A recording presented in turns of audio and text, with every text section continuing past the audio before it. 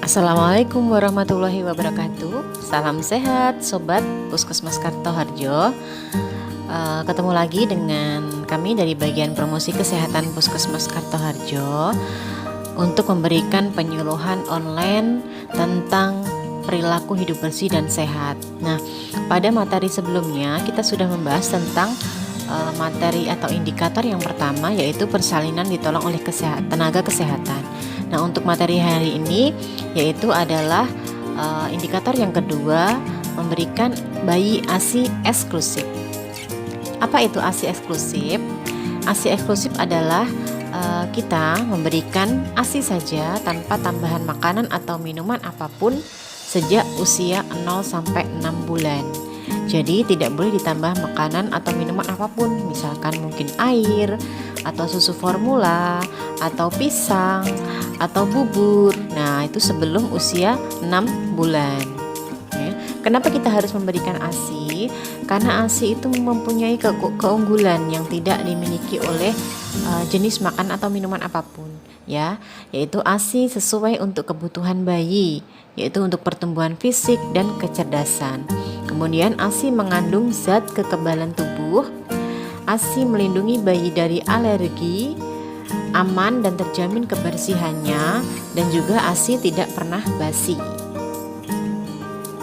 Kemudian manfaat ASI ini bisa dari ibu, bagi ibu ya, itu menjalin hubungan kasih sayang.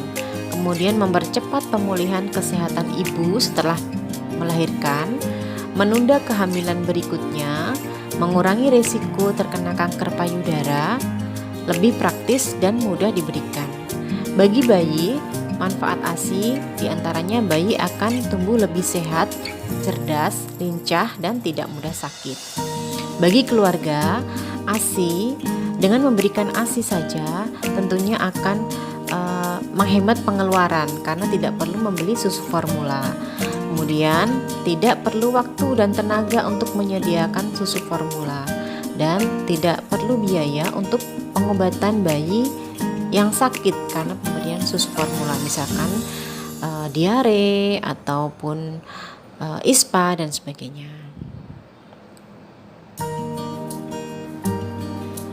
Nah, kadang ibu-ibu yang menyusui itu merasa bahwa ASINya itu sedikit, tidak cukup. Jadi saya tambah susu formula. Benarkah ASI tidak cukup? Ya, ini beberapa faktor yang menyebabkan kurangnya produksi ASI. Itu yang pertama karena pelekatan saat menyusui yang tidak tepat. Jadi pelekatan antara puting dan mulut bayi yang tidak tepat itu bisa menyebabkan kurangnya produksi ASI. Kemudian kurangnya intensitas atau frekuensi menyusui. Jadi ibu membatasi frekuensi menyusui sehingga produksi ASI juga akan menurun. Kemudian pemberian susu formula. Nah, jika ibu memberikan susu formula, otomatis akan berkurang frekuensi menyusui karena terkalahkan dengan frekuensi memberikan susu formula. Lama-kelamaan produksi ASI juga akan berkurang. Kemudian faktor stres. Jadi ibu yang stres, banyak pikiran, kecapean, itu akan mempengaruhi produksi ASI. Ya. Dan yang kelima adalah kondisi kesehatan ibu. Jadi kalau ibunya tidak fit, tidak sehat, sakit, tentunya juga akan mempengaruhi produksi ASI. Nah, ini ya. Jadi sebenarnya ukuran lambung bayi itu tidak besar ya ibu-ibu. Jadi kalau misalkan dikatakan bayi saya menangis terus karena kurang ASI, nah itu sebenarnya tidak tepat karena ini jadi ukuran lambung bayi pada hari pertama itu hanya sekitar sekecil sekali seperti kelereng yang kecil nih. Jadi hanya membutuhkan 5 sampai 7 mili ASI ya pada hari pertama. 5 sampai 7 mili setiap kali menyusui, sedikit sekali. Kemudian pada hari ketiga setelah dia dilahirkan itu hanya sebesar itu itu mungkin sebesar kelereng yang agak besar. Hanya membutuhkan sekitar 22 sampai 30 mili setiap kali menyusui.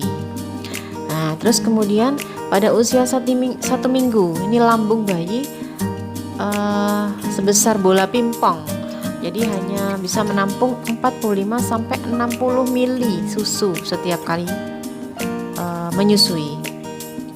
Kemudian setelah 1 bulan lambung bayi itu seukuran telur ya, telur ayam, atau sekitar 80 sampai 150 mili ASI. Ya, ini sedikit sekali ya jadi ukuran bayi. Jadi kalau misalkan ibu, ASI saya tidak cukup, itu sebenarnya tidak ya, mungkin dia menangis karena pelekatan yang tidak sempurna tadi ya. Jadi dia tidak bisa memberikan tidak bisa mendapatkan ASI yang cukup karena proses pelekatan yang tidak sesuai tadi, yang tidak sempurna. Kemudian bagaimana jika memang produksi ASI-nya itu kurang? Kenapa? Faktor-faktor yang tadi ya. Yang pertama, kita harus memeriksa pelekatan dan posisi menyusui. Pastikan mulut bayi itu melekat sempurna ke payudara ibu ya, supaya bayi bisa menyusui dengan sempurna, ASI-nya bisa keluar dengan baik. Kemudian yang kedua, memberikan ASI sesering mungkin, karena isapan bayi itu akan merangsang hormon di otak untuk memproduksi ASI.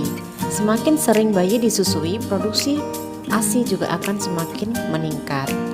Yang ketiga, hindari pemberian susu formula, kecuali ada kondisi medis tertentu yang ibu harus memberikan formula ya. Jadi kalau memang ibu dengan kondisi sehat, bayi juga sehat, sebaiknya hindari pemberian susu formula, karena dia akan mengurangi frekuensi menyusui ASI sehingga produksi ASI juga akan berkurang.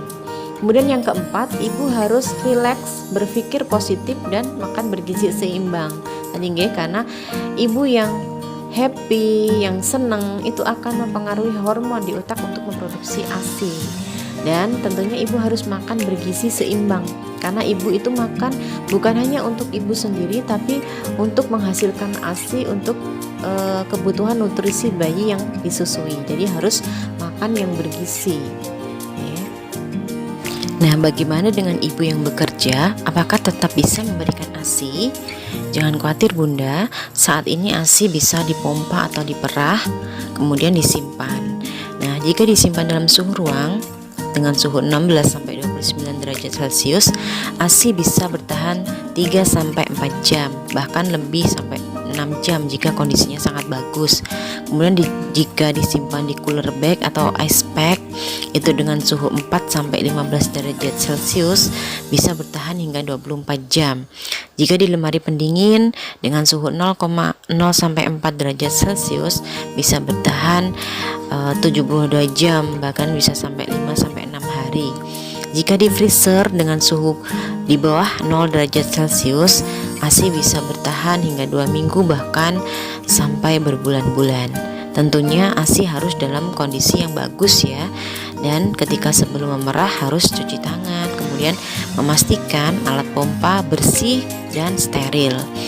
Selain itu, ASI juga harus disimpan dalam wadah yang steril dan bersih, bisa dengan botol kaca atau kantong ASI yang banyak dijual di toko-toko perlengkapan bayi.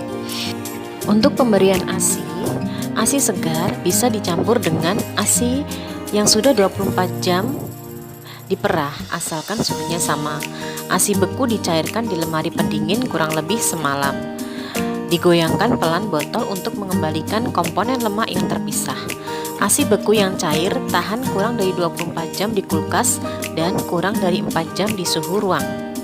Buang ASI setelah 1-2 jam, tidak diminum. Jangan menghangatkan ASI atau air susu ibu perah menggunakan microwave. Cukup direndam di air hangat. Prinsip pemberian ASI adalah last in first out. Artinya, ASI perah terakhir masuk harus yang diberikan kepada bayi terlebih dahulu. Demikian tadi informasi tentang bagaimana ASI eksklusif dan tips untuk ibu yang bekerja. Semoga bisa bermanfaat bagi ibu-ibu semuanya. Jangan ragu dengan ASI Bunda, walaupun tanpa merek, kandungan ASI gizinya tak tertandingi. Terima kasih. Wassalamualaikum warahmatullahi wabarakatuh.